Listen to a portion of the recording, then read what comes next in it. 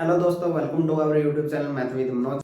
जैसा कि आपको लिखा दिखा ही रहा है कि टारगेट सीजीएल 2020 मेंस। आज मैं इसका पूरा स्टडी प्लान आपको बताऊंगा कि कब आपको क्या चीजें पढ़नी चाहिए ताकि आप अपना स्कोर इंप्रूव कर सकें। बहुत सारे बच्चों ने इस चीज की डिमांड की थी कि हमें स्टडी प्लान बता दीजिए, यानी कि टाइम टेबल बता दीजिए कि किस टाइम हम क्या। तो हो सकता है कुछ बच्चों को अपना दिन थोड़ा जल्दी स्टार्ट करना पड़े, कम नींद लेनी पड़े भाई, लेकिन मेंस के लिए इतना तो हम कर ही सकते हैं कि हम अपनी नींद को थोड़ा कम कर लें। तो मेरे हिसाब से आप सभी को उठना चाहिए सुबह 5:30 बजे, और 5:30 बजे से 6 बजे तक आप लोग क्या करेंगे, फ्रेश हो लें, या फिर अपने साथ में जो भी आपको चाय या कॉफी लेनी है, ठीक है, चाय कॉफी लेनी है वो ले लें, ठीक है, ताकि आपकी नींद ठीक से खुल जाए। उसके बाद आप लोगों को क्या करना है कि 6 बजे से सुबह सुबह अपना माइंड फ्रेश होता है भी, और नई चीज याद करने के लिए बिल्कुल रेडी होता है। तो 6 बजे से 8 बजे तक 2 घंटे आप लोग इंग्लिश पढ़ेंगे, ठीक है। अब इंग्लिश के भी 3 पार्ट होते हैं, मेनली 3 पार्ट में इंग्लिश डिवाइड होती है। मेंस की तैयारी करने के लिए आप लोगों को इन चीजों का पता होना चाहिए। एक है वोकैब, ठीक है, जिसके अंदर क्या क्या आता है, antonym, सिनोनियम, idiom phrase, one word substitution, तो ये सब इसके अंदर आ गए, ठीक है, स्पेल एरर जो भी। दूसरा पार्ट होता है जो सबसे इंपॉर्टेंट है और सबसे आसान पार्ट है भाई, अगर आप इसको ठीक कर लें तो नरेशन एंड वॉइस, ठीक है, नरेशन एंड वॉइस। और थर्ड पार्ट है कॉम्प्रिहेंसिव, ठीक है, जो आपके पैराग्राफ आते हैं या फिर रीअरेंजमेंट के क्वेश्चन आते हैं, जो PQRS क्वेश्चन बोलते हैं जिनको, ठीक है। तो ये क्या आते हैं आपके 49 से 52 नंबर तक आ जाते हैं भाई, ठीक है। 27 नरेशन और 25 voice, change of the voice, ठीक है। और वही है, एक पार्ट ये आता है, एक पार्ट ये आता है, 3 पार्ट मेन है इंग्लिश के, ठीक है।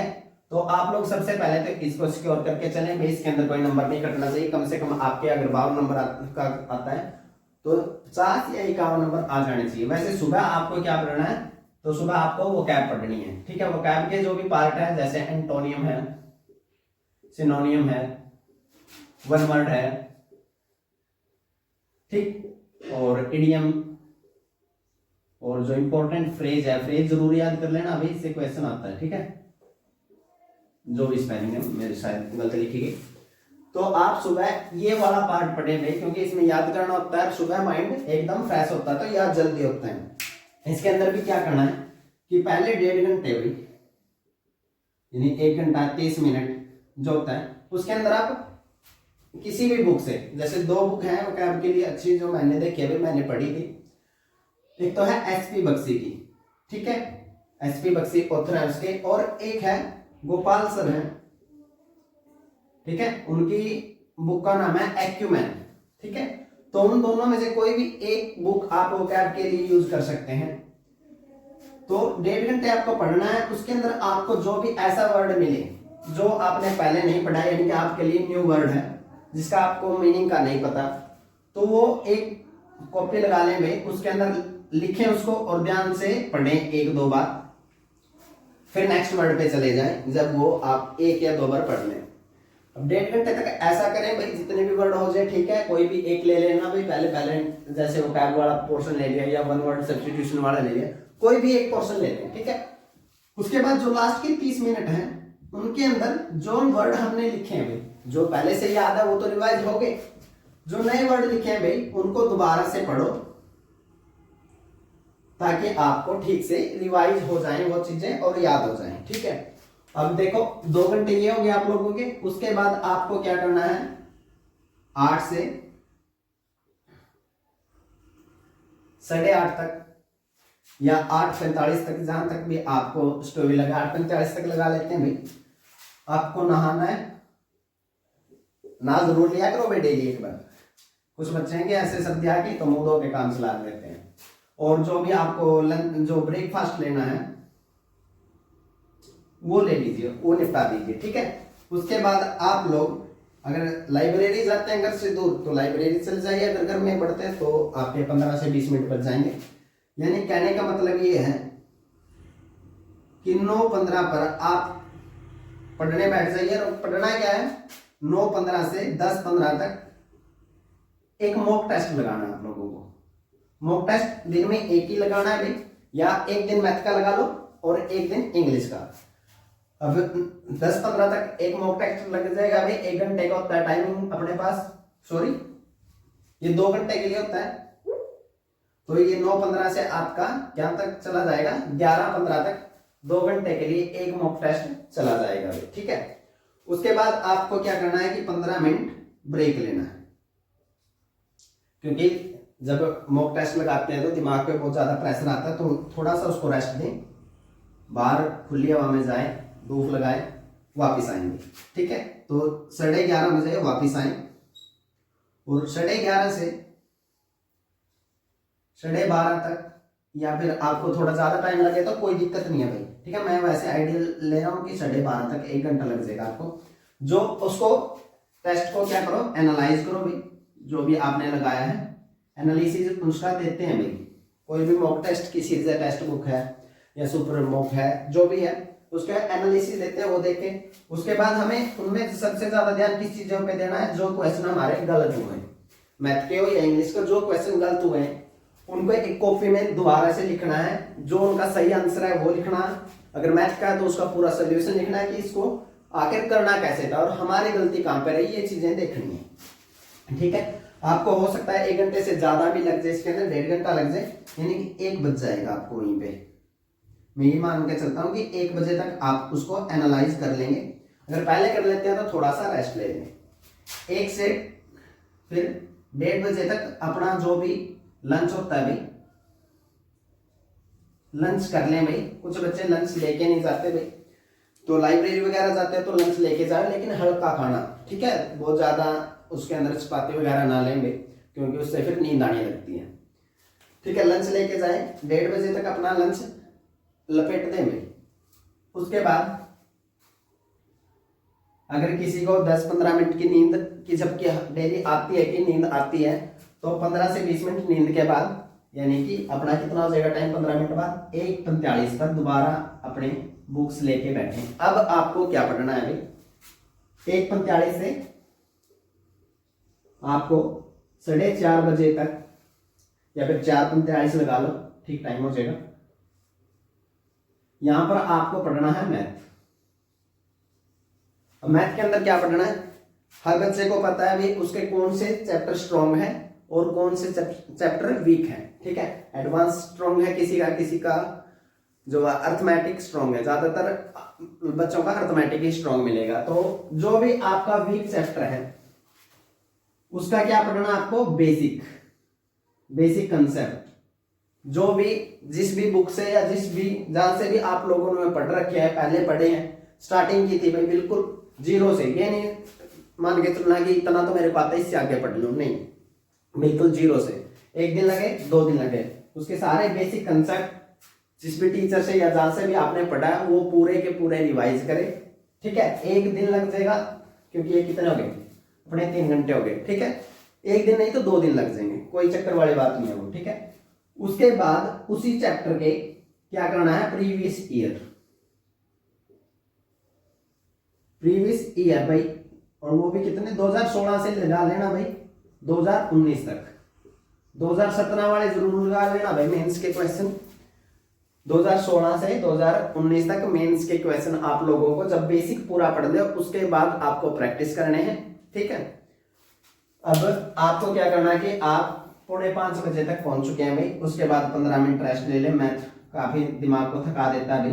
तो ये जो बीच के रेस्ट है भाई ये बहुत ज्यादा इंपॉर्टेंट है, लेकिन ये रेस्ट बहुत ज्यादा लंबे भी नहीं हो जाने चाहिए कि आप 2 घंटे पढ़े फिर 2 घंटे के लिए चले गए, ऐसा ना करें।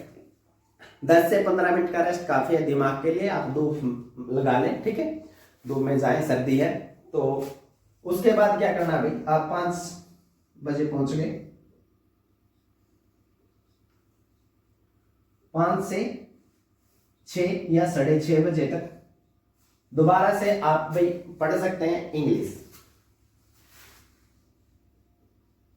मैथ को ज्यादा टाइम चाहिए भाई पढ़ने के लिए, इंग्लिश का सिलेबस भी कम है और उसको ज्यादा टाइम नहीं लगता पढ़ने में या समझने में, तो इंग्लिश का थोड़ा टाइम कम रहेगा मेरे टाइम टेबल में।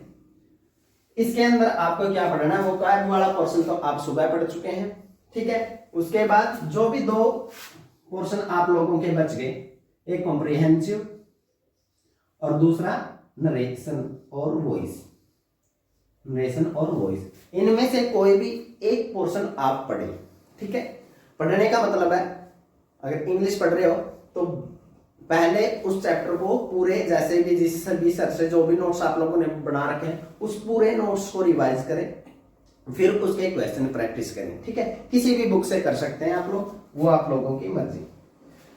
अब 6:30 हो गया भाई, 6:30 से 7:30 बजे तक, या आप चाहें तो मैं इसमें अगर आप लाइब्रेरी जाते हैं तो वापस घर जाना होता है आप लोगों को, ठीक है। अगर घर में है तो बढ़िया, आपको थोड़ा सा टाइम मिल जाएगा। आप 8 बजे तक बिल्कुल फ्री हो जाए भाई, आपका रेस्ट भी हो जाएगा। इसके अंदर आप अपना डिनर लपेट दें भाई, जो भी बीच का टाइम है ये रेस्ट, ठीक है। रेस्ट में लिख दिया भाई, यहाँ आप या तो लाइब्रेरी से घर जा रहे हैं, उसके बाद थोड़ा बहुत मुंह धो लिया भाई, ठीक है, और खाना ले लिया, यानी कि 8:30 बजे तक, 8:30 ज्यादा हो गया भाई, 8 बजे तक आप दोबारा से बिल्कुल पढ़ने के लिए रेडी हो जाएंगे। अब क्या बचा भाई, 8 से आपको क्या करना, 8 से 10 बजे तक, यहाँ लिख रहा हूं भाई, ये टाइम टेबल अपनी कॉपी के अंदर छाप लें भाई, ठीक है। दोबारा वीडियो रिपीट करके देखें और लिख लें कब से क्या करना है। 8:30 से 10 बजे तक आप लोग अब अपनी मर्जी की चीजें पढ़ सकते हैं। मैथ पढ़ो या फिर इंग्लिश। मैथ इंग्लिश में क्या पढ़ना है कि इंग्लिश के 2 पोर्शन हम कर चुके हैं भाई, तो तीसरे वाला पोर्शन इस टाइम में करें, 8 से 10 बजे वाले टाइम में, ठीक है। वैसे जो भी आपका पोर्शन स्ट्रॉन्ग है, तीनों में से जो भी पोर्शन स्ट्रॉन्ग है, वैसे सुबह तो आप वो क्या भी करने, बाकी 2 में से जो स्ट्रॉन्ग है उसको रात वाले पोर्शन में लेके चलें। उससे पहले आपको जो मुश्किल लगता है वो कर लें, ठीक है। और मैथ के अंदर अगर आप लोग इस टाइम में, जो ये 3 घंटे का टाइम है, इस टाइम में अगर आप एडवांस कर रहे हैं, एडवांस के चैप्टर को प्रैक्टिस कर रहे हैं, तो इस वाले टाइम में आप अर्थमेटिक के चैप्टर को रिवाइज करेंगे, ठीक है। आपको अगर किसी चैप्टर के वही है बेसिक पढ़ लें, अगर बेसिक आपको अच्छे से आता है अर्थमेटिक के, तो आप उसके प्रीवियस ईयर क्वेश्चन लगा लें या किसी और बुक से क्वेश्चन लगा लेंगे, ठीक है। तो जो भी आपको मैथ पढ़ना है मैथ पढ़े, इंग्लिश पढ़नी है इंग्लिश पढ़े, इस वाले टाइम के लिए आप बिल्कुल फ्री हैं, ठीक है। इसके बाद भाई आप थोड़ा सा फोन से दूर ही रहे तो अच्छा है भाई। फोन से दूर का मतलब है कि सोशल मीडिया से अगर आप कोई वीडियो वगैरह देखते हैं पढ़ने की लायक, वो कोई दिक्कत नहीं है भाई। बाकी की चीजें फिल्में वगैरह, वेब सीरीज वगैरह, इनसे दूर रहेंगे। और फेसबुक, व्हाट्सएप, इनसे थोड़ा सा दूर रहेंगे तो अच्छी बात है भाई। सोशल मीडिया से दूर रहें क्योंकि ये टाइम बहुत खा जाते हैं भाई। उसके बाद 10-15 पर आप लोगों को अपने सोने की तैयारी कर लेनी है, सो जाना है। अगले दिन फिर से आपको वही 5:30 बजे उठना है और यही पूरा टाइम टेबल आपको रिवाइज करना है। ये टाइम टेबल आप लोगों का लगभग 9 घंटे के आसपास बन गया होगा भाई, देख लो। 2 घंटे ये हो गया आप लोगों के, ठीक है। 2 घंटे के बाद भाई 2 घंटे का मॉक हो गया, ठीक है। 2 घंटे का मॉक के बाद 1 घंटे का आपका एनालिसिस हो गया, सब कुछ पढ़ाई के अंदर का ये भाई। उसके बाद 3 घंटे ये हो गया आप लोगों के, जहां पे आपको मैथ पढ़ना है, ठीक है। 1.5 घंटा ये हो गया।